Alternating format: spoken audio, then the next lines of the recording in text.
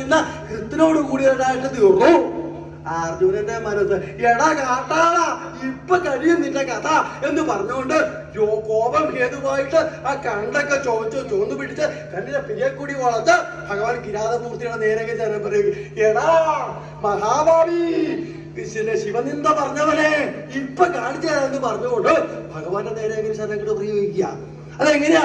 മഹാന്തം വിക്രമം ആദധാന, മഹാന്തമായി വിക്രമത്തോട് കൂടിയിട്ടുള്ള ശരം ഭഗവാന്റെ ശരീരത്തിൽ വന്ന് കൊള്ളുമ്പോഴോ അല്പം നിസ്സാരമായിട്ടാ, വെറും നിസ്സാരമായിട്ടാ. അതാരാ ഒന്ന് ആലോചിച്ചാലും മതി.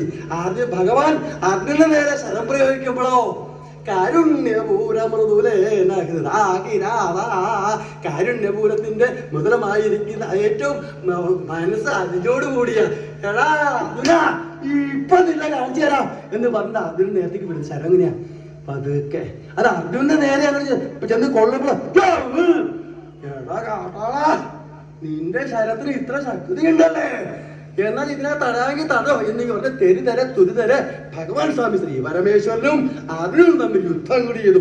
സമാനം സമരം അതേനതു, സമാനമായിരിക്കുന്ന സമരത്തെ ചെയ്തു. തുല്യമായിട്ടുള്ള ശര പ്രയോഗിക്കുന്നത് അതെങ്ങനെയാ?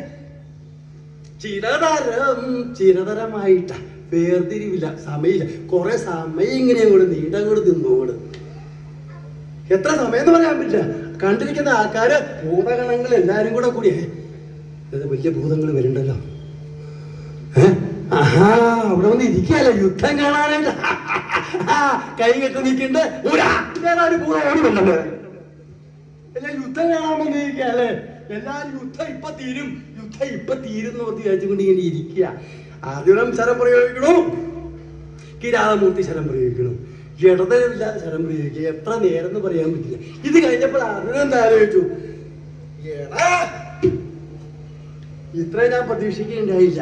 ഇനി ദിവ്യാസ്ത്രങ്ങൾ എന്തെങ്കിലും പ്രയോഗിക്കാം, അതാവും നന്നാവുക, അതെല്ലാം നേരെയാവില്ല. അതുകൊണ്ട് കഥ കഴിയും. ഇതിപ്പം ദിവ്യാസ്ത്രം വേണം.